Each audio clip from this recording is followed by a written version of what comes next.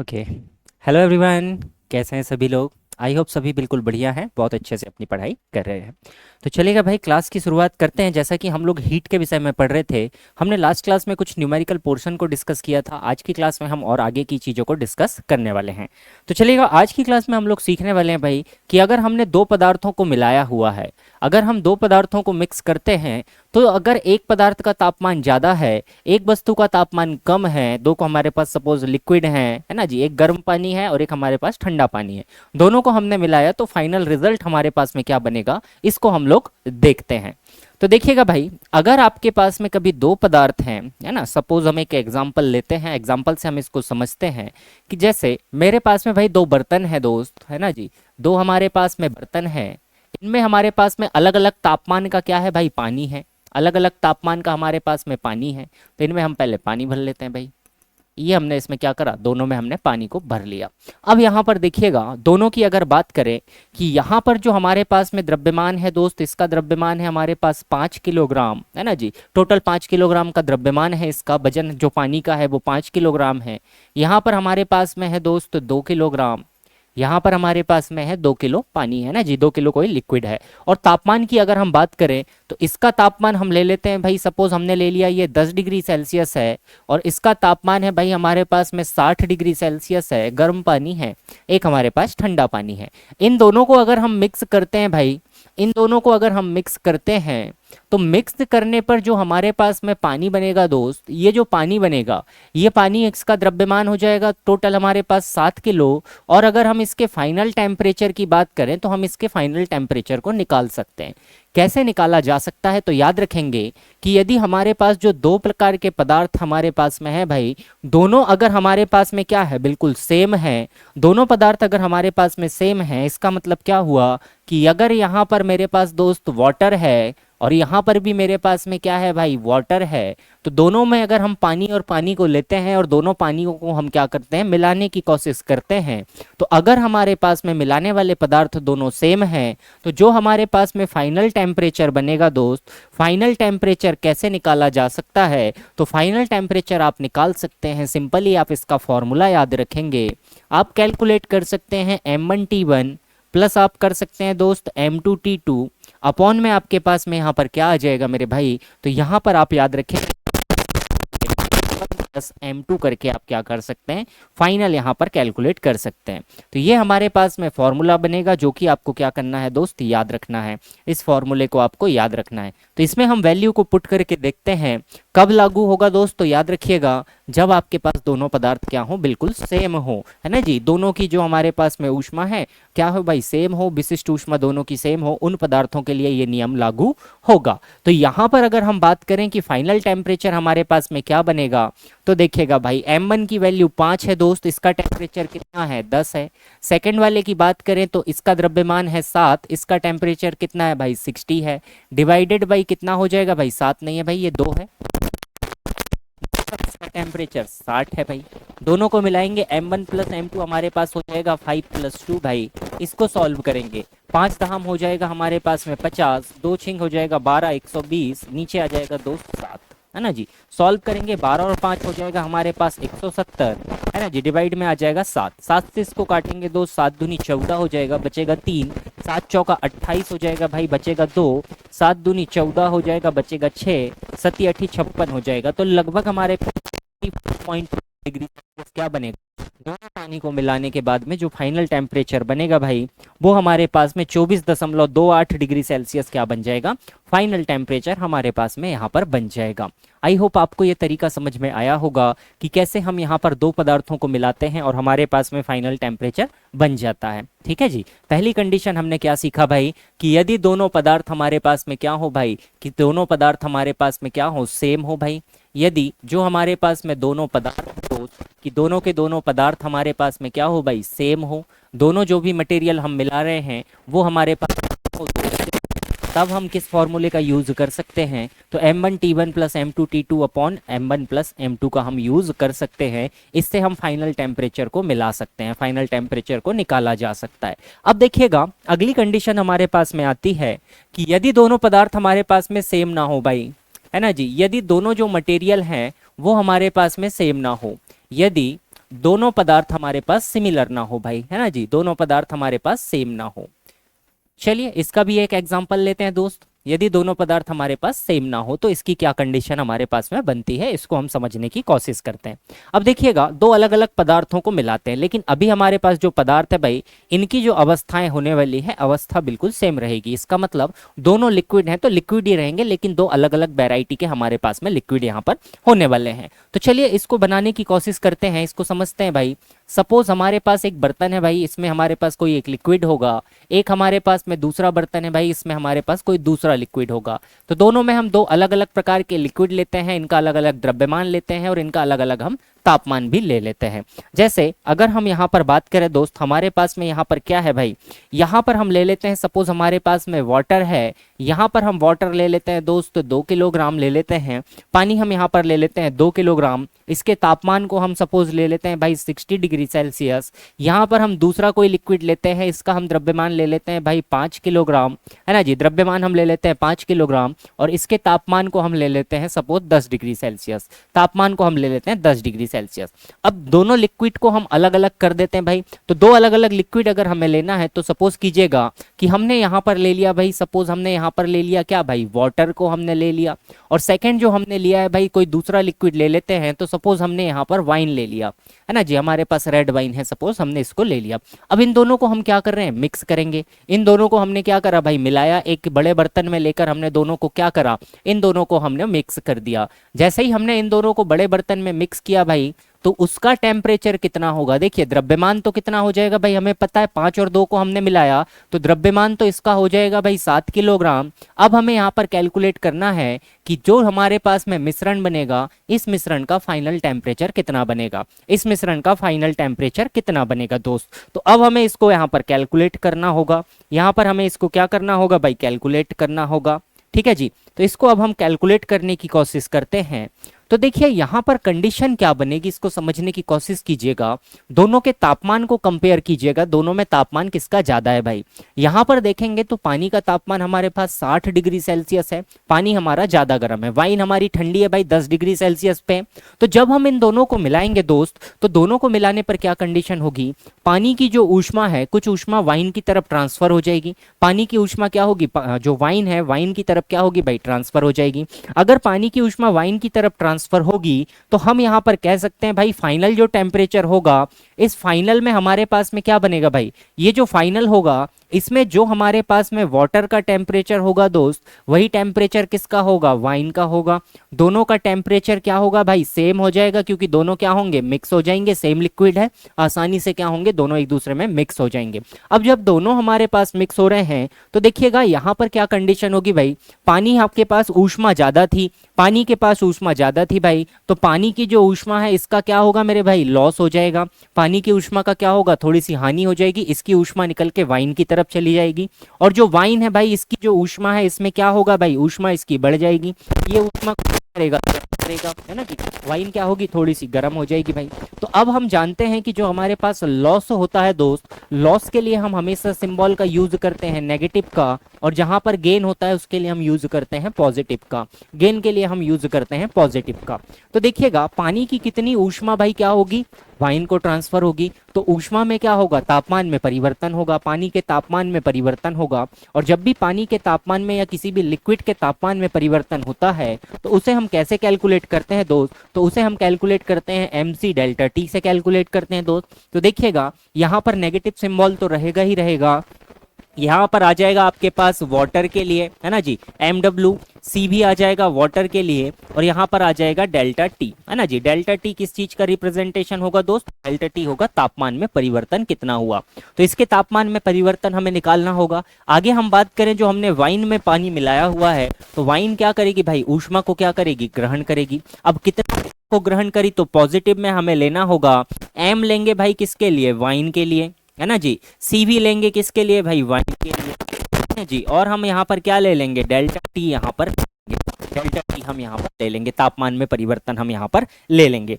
अब अगर आपको स्पेसिफिक हीट अगर यहाँ पर पता है भाई कि इसकी जो स्पेसिफिक हीट होती है दोस्त, वो हमारे पास में कितना होता है ना जी, कितना हमारे पास में होता है, तो उसको हम देखते हैं। ठीक है जी, चलिएगा। अगर हम वाइन के लिए सपोज बात करें कि वाइन के लिए भाई जो सी ऑफ वाइन है है ना जी, जो इसकी हीट है भाई, जो ऊष्मा है, विशिष्ट ऊष्मा, इसको हम ले लेते हैं 0.5, इसको हम ले लेते हैं 0.5 कैलोरी पर ग्राम डिग्री सेल्सियस, है ना जी। क्या होगा इसकी वैल्यू? तो इसकी वैल्यू हमने लिखी थी कैलोरी पर ग्राम डिग्री सेल्सियस, कैलोरी पर ग्राम डिग्री सेल्सियस हमारे पास होती है। पानी के लिए अगर हम बात करेंगे भाई, तो विशिष्ट ऊष्मा पानी की कितनी होती है? तो पानी के लिए जो हमारे पास में विशिष्ट ऊष्मा है दोस्त, वो हमारे पास कितना है? 1 कैलोरी पर ग्राम डिग्री सेल्सियस हमारे पास में हो जाती है, 1 कैलोरी पर ग्राम डिग्री सेल्सियस हमारे पास में हो जाती है।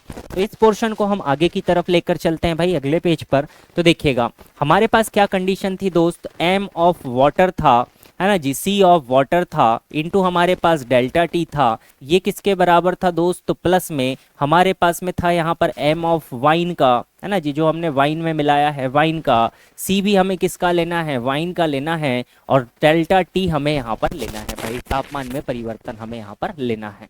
ठीक है, अब देखिएगा यहाँ पर दिक्कत किस में आएगी भाई? तापमान में परिवर्तन लेने की। देखिए स्पेसिफिक हीट या जो विशिष्ट ऊष्मा हम यहाँ पर रख रहे हैं, उसे हम किस यूनिट में रख रहे हैं दोस्त?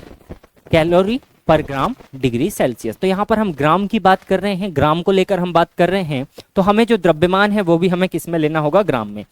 पानी कितना था भाई? 2 किलोग्राम, इसका मतलब 2000 ग्राम था। और वाइन कितनी थी? 5 किलोग्राम, तो 5000 ग्राम थी। तो यहाँ पर हो जाएगा दोस्त हमारे पास पानी हो जाएगा 2000 ग्राम, बराबर के बाद में अगर हम बात करेंगे यहाँ पर, तो वाइन के लिए जो द्रव्यमान होगा वो कितना हो जाएगा दोस्त? 5000 ग्राम हो जाएगा, 5000 ग्राम हो जाएगा, दोनों के लिए रख दिया। अब दोनों की स्पेसिफिक हीट भी हम यहाँ पर रख देते हैं। तो वानी के लिए स्पेसिफिक हीट होती है 1 कैलोरी पर ग्राम डिग्री सेल्सियस, और वाइन के लिए हमने लिखा है भाई कि सपोज इसकी स्पेसिफिक हीट थी 0.5 ग्राम पर डिग्री सेल्सियस, तो 0.5 भी रख दिया।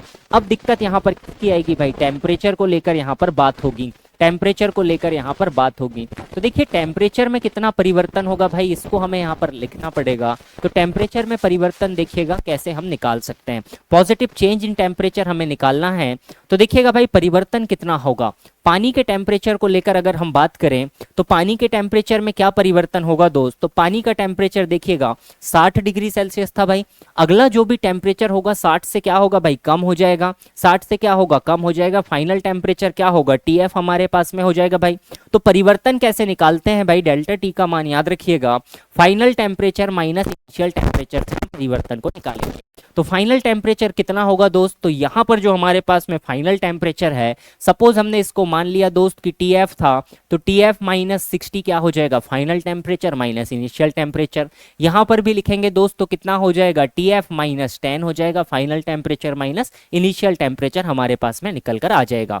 देखिएगा दोनों तरफ भाई हमारे पास ये 2000 है, यहाँ पर 5000 है, इसको हम काट सकते हैं। इसको सॉल्व करेंगे दोस्त तो -2 का मल्टीप्लाई होगा, -2 ऑफ टीएफ आपके पास में होगा, माइनस इंटू माइनस प्लस हो जाएगा, यहाँ पर बन जाएगा 120। इधर सॉल्व करेंगे भाई 5 इंटू 5 2.5 बनेगा, तो ये होगा 2.5 ऑफ टीएफ आपके पास में बनेगा।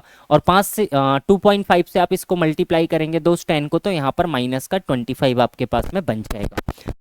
करते हैं भाई 25 को इस तरफ लेकर आते हैं, 2 को हम इस तरफ लेकर जाते हैं, तो आपके पास में यहाँ पर कितना बनेगा? देखिए माइनस का 25 ट्रांसफर होकर आएगा, तो यहाँ पर बन जाएगा 120 प्लस 25 आपके पास हो जाएगा।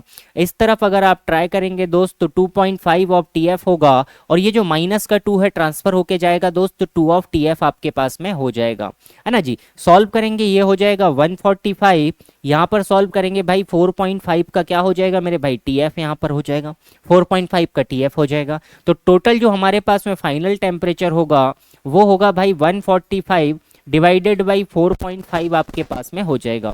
इसको हम सॉल्व करेंगे भाई, 5 से काट लीजिएगा, तो 5 से काटेंगे दोस्त तो दशमलव भी हटा दीजिए, ऊपर 0 आ जाएगा, है ना जी।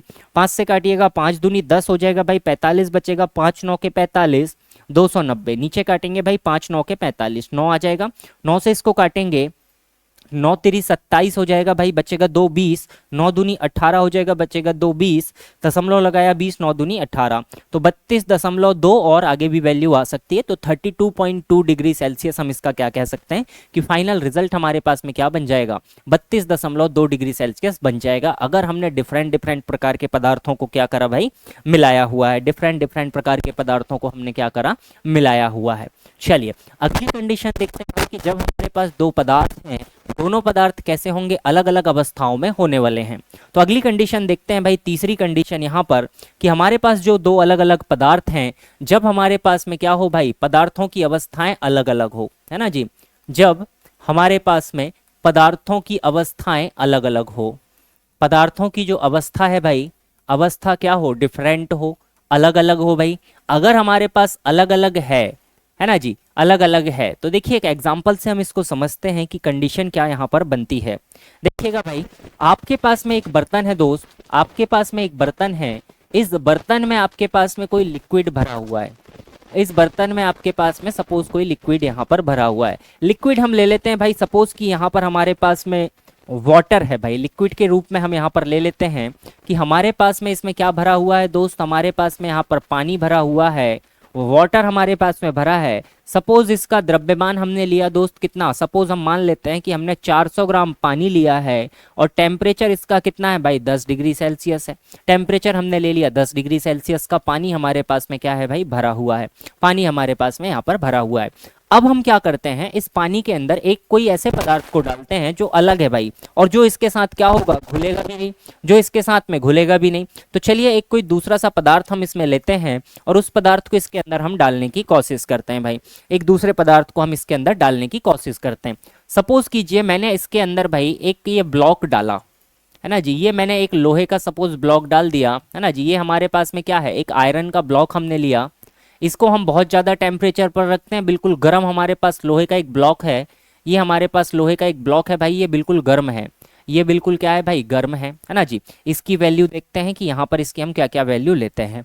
सपोज कीजिए ये हमारे पास भाई आयरन का ब्लॉक है, लोहे का क्या है भाई, आयरन का हमने एक कोई ब्लॉक लिया, है ना जी। इसका जो टेम्परेचर है दोस्त, टेम्परेचर हमने मान लिया कि हमने 400 डिग्री सेल्सियस पे इसको क्या करा हुआ है भाई, गर्म है। इसका तापमान कितना है, 400 डिग्री सेल्सियस का है। और इसका द्रव्यमान सपोज मान लेते हैं कि ये हमारे पास हल्का सा है भाई, 200 ग्राम का है, ये हमारे पास 200 ग्राम का लोहा है ना, 200 ग्राम का हमारे पास लोहे का टुकड़ा था। इसको हमने पानी के अंदर क्या करा भाई, डुबोया है। जैसे ही हमने इसको पानी के अंदर डुबोया, पानी का तापमान कितना था भाई, पहले था 10 डिग्री सेल्सियस। अब जब हमने इस लोहे के टुकड़े को इसके अंदर डुबोया है तो फाइनल टेम्परेचर कितना बनेगा, फाइनल टेम्परेचर कितना बनेगा। अगर हम स्पेसिफिक हीट की बात करें भाई आयरन के लिए, तो सपोज इसकी स्पेसिफिक हीट हम मान लेते हैं कि हमारे पास में है 0.2 कैलोरी पर ग्राम डिग्री सेल्सियस, है ना जी। इसकी स्पेसिफिक हीट है कैलोरी पर ग्राम डिग्री सेल्सियस, कैलोरी पर ग्राम डिग्री सेल्सियस। अब देखिएगा ये दोनों पदार्थों को जब हम मिलाएंगे भाई तो क्या होगा, लोहा का जो हमारा टुकड़ा है, आयरन का जो पीस है भाई, वो धीरे धीरे ठंडा होगा, और जो पानी है, पानी क्या होगा भाई, गर्म हो जाएगा, पानी क्या होगा, गर्म होगा। तो कंडीशन यहाँ पर क्या बनेगी, कंडीशन वही बनेगी भाई पिछली वाली। फाइनल टेम्परेचर हमें निकालना होगा पानी का, दोनों का टेम्परेचर आगे चल के क्या होगा, सेम हो जाएगा, पानी का भी और लोहे के टुकड़े का भी, दोनों का टेम्परेचर सेम हो जाएगा। तो वो टेम्परेचर सेम तो होगा, लेकिन होगा कितना ये हमें यहाँ पर देखना पड़ेगा। तो देखिए दो चीजें हमारे पास में यहाँ पर मौजूद है भाई। एक तो हमारे पास में क्या है दोस्त, यहाँ पर एक आयरन का ब्लॉक है ना जी, एक लोहे का टुकड़ा है, और एक हमारे पास में क्या है भाई, वाटर है, वाटर है। दोनों का देखिएगा फाइनल टेम्परेचर क्या होगा, बिल्कुल बराबर हो जाएगा। फाइनल टेम्परेचर तो दोनों का क्या होगा, बराबर हो जाएगा, तापमान बिल्कुल एक सा हो जाएगा। अब लेकिन यहाँ पर देखिए एक वस्तु क्या करेगी भाई, अपनी ऊष्मा दूसरे को प्रदान करेगी। तो आयरन जो है भाई, आयरन के पास जो ऊष्मा होगी, इस ऊष्मा का क्या होगा भाई, लॉस होगा। आयरन के पास जो भी ऊष्मा होगी दोस्त, इसकी ऊष्मा का क्या होगा, लॉस होगा। और पानी की जो ऊष्मा होगी भाई, इसका क्या होगा, ये करेगी गेन। पानी क्या करेगी भाई, ऊष्मा को क्या करेगा, ग्रहण करेगा, एक्सेप्ट करेगा। इसका तापमान क्या होगा, धीरे धीरे बढ़ेगा। पानी का ही तापमान बढ़ेगा क्योंकि पानी हमारा काफी ठंडा है, 10 डिग्री सेल्सियस पर है, और जो लोहे का टुकड़ा है भाई वो कितना है, 400 डिग्री सेल्सियस पे गर्म है, बहुत ज्यादा गर्म है। तो दोनों में क्या होगा भाई, हमने कंडीशन लिख ली कि आयरन क्या करेगा भाई, ऊष्मा को लॉस करेगा, तो हमने नेगेटिव लगाया, और ये गेन करेगा भाई, तो हमने गेन के लिए पॉजिटिव सिंबल का उपयोग करा। देखिए ऊष्मा या तापमान को जब भी कम ज्यादा होगा तो हमारे पास तापमान को कम करने के लिए फॉर्मूला क्या है भाई, M of iron C of iron, यहाँ पर आ जाएगा दोस्त डेल्टा टी। यहाँ पर हमारे पास में क्या आएगा, पॉजिटिव, किसका आ जाएगा भाई, M of water C of water, और यहाँ पर भी क्या आ जाएगा मेरे भाई, डेल्टा टी आ जाएगा, है ना जी। एम सी डेल्टा टी ही हमारे पास में वो ऊष्मा है जो क्या करती है भाई, तापमान को बढ़ाती है। तो लेकिन यहाँ पर एक चीज ऊष्मा को लॉस करेगी, एक की ऊष्मा में कमी आएगी, इसलिए हमने नेगेटिव लगाया। एक की ऊष्मा में क्या होगी भाई, वृद्धि होगी, इसलिए हमने क्या करा, यहाँ पर पॉजिटिव लगाया हुआ है। तो देखिएगा यहाँ पर क्या कंडीशन बनेगी मेरे भाई, वैल्यू हम यहाँ पर पुट करते हैं और इसको अब हम सॉल्व करना स्टार्ट करते हैं, इसको अब हम सॉल्व करना स्टार्ट करते हैं। चलिएगा इसको यहाँ से हटा दे रहे हैं भाई, हमें थोड़ा सा स्पेस मिल जाएगा।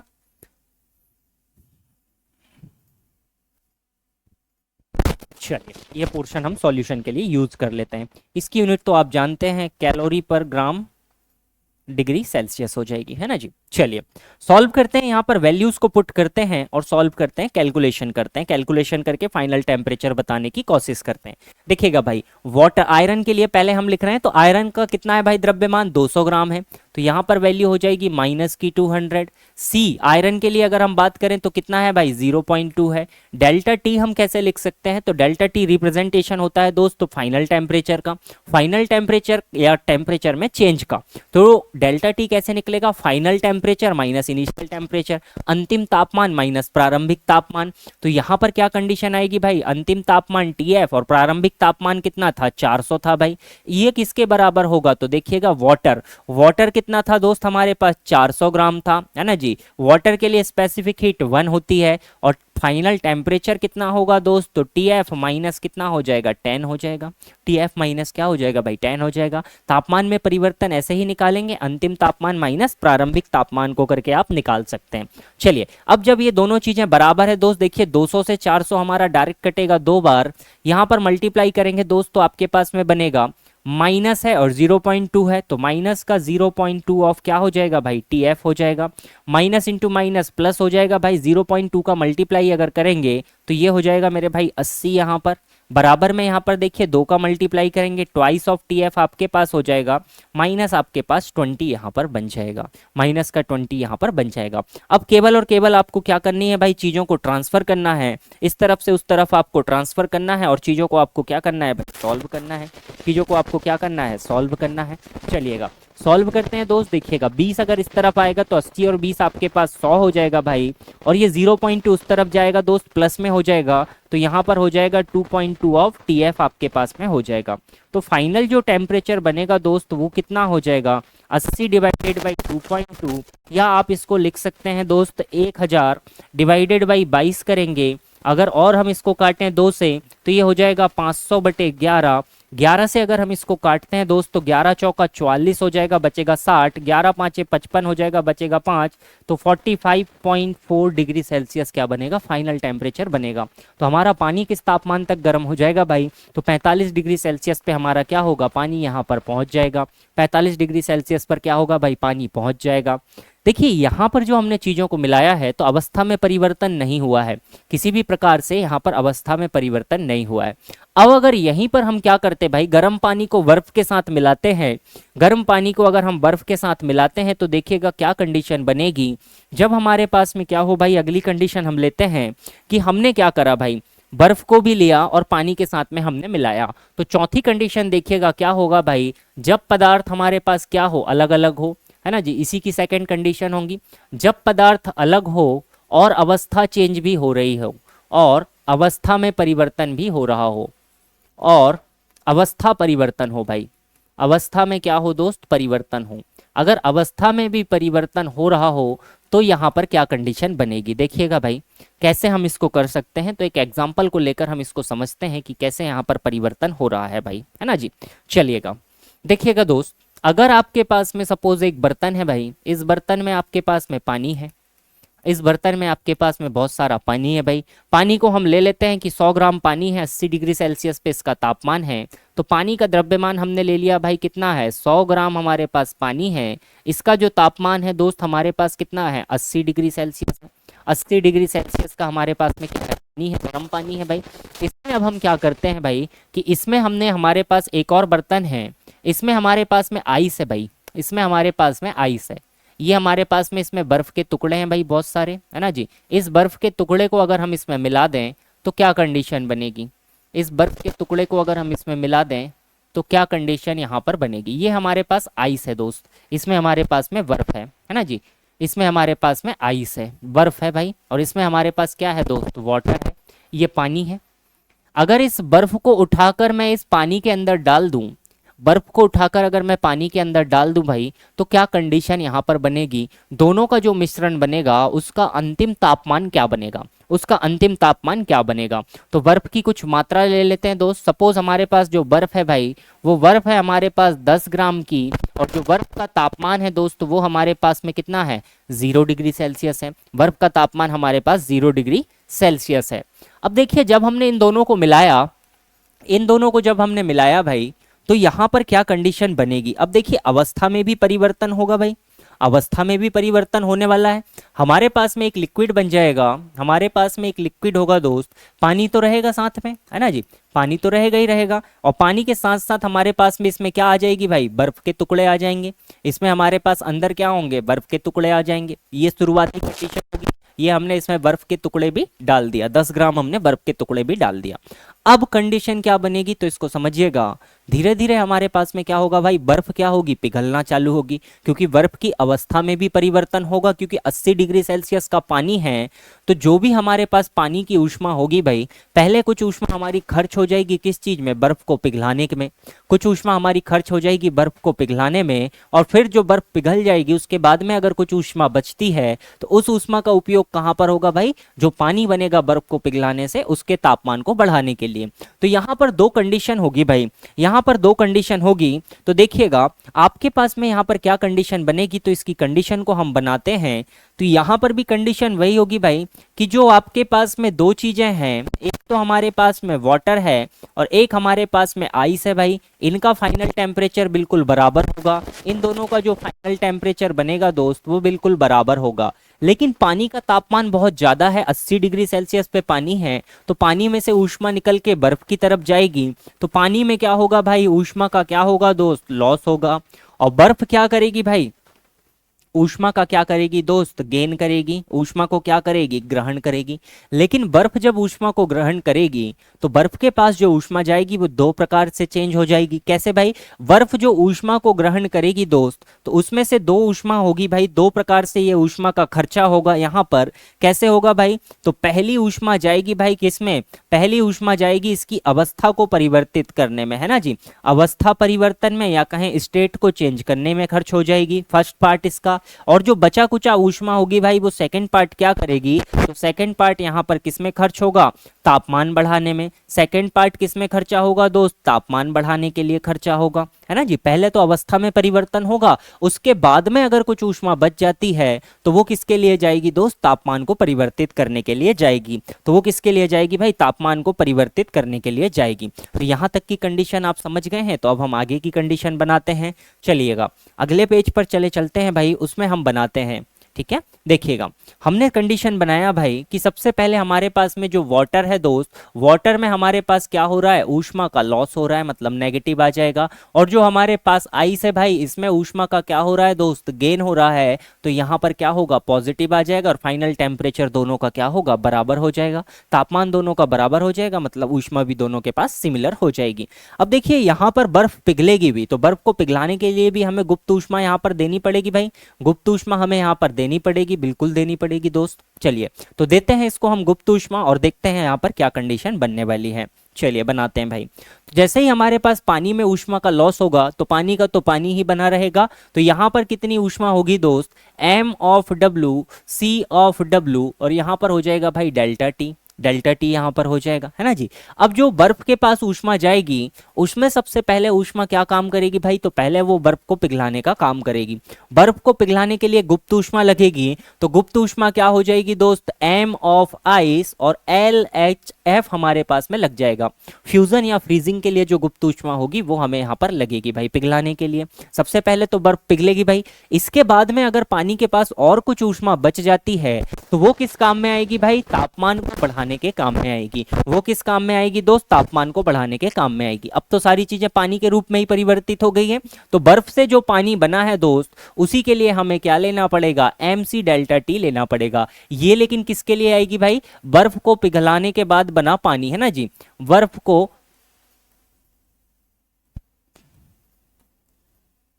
अच्छे से लिखते हैं ऊपर की तरफ। ये जो mc डेल्टा टी आएगा भाई, ये किसके लिए आएगा? तो ये आएगा बर्फ के पिघलने के बाद जो पानी बनेगा ना दोस्त, उसके लिए। बर्फ के पिघलने के बाद, ये बर्फ के पिघलने के बाद में जो कंडीशन बनेगी उसके लिए हमारे पास जो टोटल पानी बनेगा उसके तापमान को बढ़ाने के लिए यहाँ पर यूज होगा भाई। चलिएगा, तो इसको बनाने की कोशिश करते हैं भाई। चलिए यहाँ पर वैल्यू पुट करते हैं। तो देखिए पानी का द्रव्यमान कितना है भाई? 100 और तापमान है 80। तो पानी का द्रव्यमान है हमारे पास 100, पानी की विशिष्ट ऊष्मा 1 होती है, डेल्टा टी 80 है। तो क्या आएगा भाई? TF माइनस 80 हमारे पास यहाँ पर आ जाएगा तापमान में परिवर्तन। आगे चलते हैं भाई। तो देखिए आइस का द्रव्यमान कितना है दोस्त? 10 ग्राम आइस है। और बर्फ को पिघलाने के लिए कितनी ऊष्मा लगती है दोस्त? तो 80 कैलोरी पर ग्राम हमें लगता है। 80 कैलोरी पर ग्राम हमें लगता है। तो 80 हमने यहाँ पर ले लिया। 10 गुणित 80, 800 जूल की ऊष्मा हमारे पास ऐसे ही यहाँ पर लग जानी है। आगे चलिएगा, आगे चलते हैं भाई। किसके लिए? अब बर्फ को पिघलाकर हमने क्या बना दिया? पानी बना दिया। कितना पानी और बढ़ गया दोस्त? तो हमारे पास पानी बढ़ गया कितना? 10 ग्राम पानी बढ़ गया। सी पानी का हमारे पास एक ही होता है भाई, विशिष्ट ऊष्मा 1 कैलोरी पर ग्राम डिग्री सेल्सियस होती है। और तापमान में परिवर्तन कितना होगा मेरे भाई? तो यहाँ पर देखिएगा जो बर्फ से पिघल के पानी बनेगा उसका तापमान कितना रहता है भाई? 0 डिग्री सेल्सियस ही उसका तापमान रहता है। 0 डिग्री सेल्सियस ही उसका तापमान रहता है। तो हमारे पास जो पानी आया वो 0 डिग्री सेल्सियस का आया। तो उसके तापमान में परिवर्तन क्या होगा? TF माइनस 0 हमारे पास में हो जाएगा। अंतिम तापमान तो TF ही बनेगा। प्रारंभिक तापमान पानी का कितना था भाई? 0 डिग्री सेल्सियस था। इसको सॉल्व करते हैं दोस्त। तो देखिएगा सॉल्व करते हैं, यहाँ पर बनेगा माइनस का 100। TF हमारे पास यहाँ पर रहेगा दोस्त, माइनस इंटू माइनस प्लस हो जाएगा। और 80 में अगर हम 100 का गुणा करेंगे तो 8000 हो जाएगा। यहाँ पर मल्टीप्लाई करेंगे 10 इंटू 80, ये हो जाएगा दोस्त 800। प्लस यहाँ पर हो जाएगा 10 ऑफ TF, है ना जी। फिर अपने पास हो जाएगा 10 ऑफ TF हो जाएगा। इसको सॉल्व करते हैं भाई। तो देखिएगा 80 यहाँ से ट्रांसफर होकर आएगा दोस्त, तो यहाँ पर बचेगा 7200। और यहाँ पर 100 अगर उस तरफ जाएगा तो यहाँ पर बचेगा 110 TF। यहाँ से अगर हम TF की वैल्यू निकालते हैं दोस्त तो ये बनेगा 7200 डिवाइड में आ जाएगा भाई 110। 0 से 0 कटेगा, 11 से इसको काटेंगे भाई। 11 6 के 66 हमारे पास में हो जाएगा। 7 बचेगा 70, 7 बचेगा दोस्त 66, 66 है ना जी, 66 66। तो बचेगा 6, 60 हो जाएगा भाई। तो 11 5 55, बचेगा 5, तो 11 चौका 44। तो लगभग 65.4 डिग्री सेल्सियस तापमान क्या बनेगा हमारे पास? फाइनल टेम्परेचर यहाँ पर बनेगा। तो यही 4 ऐसी कंडीशंस हैं भाई जो आपके पास में देखने के लिए आ जाती है। यही 4 कंडीशंस आपके पास में यहाँ पर क्या होगी दोस्त? मल्टीपल टाइम देखने के लिए आपको मिलेगी। इन्हीं 4 कंडीशंस पे आपके पास में क्वेश्चंस बन सकता है। तो इन 4 कंडीशंस को अच्छे से समझिएगा। आई होप आप इन चीज़ों को बहुत अच्छे से समझ गए होंगे। इन्हीं क्वेश्चंस को बार बार लगाइएगा। कुछ क्वेश्चंस आप अपने तरीके से भी खुद से बना सकते हैं, है ना जी। तो इनको अच्छे से पढ़िएगा। एक बार इन सारे न्यूमेरिकल को खुद से बनाने की कोशिश कीजिएगा, समझने की कोशिश कीजिएगा। बहुत आसानी से आप एग्जाम में इन पर बनने वाले क्वेश्चंस को बना सकते हैं। तो चलिएगा, आज की क्लास में हम यहीं तक की चीज़ें सीखते हैं। अगली क्लास में हम थर्मोडायनेमिक्स और ऊष्मागतिकी के विषय में सीखना स्टार्ट करेंगे। Okay, thank you everyone, thank you for watching, thank you भाई।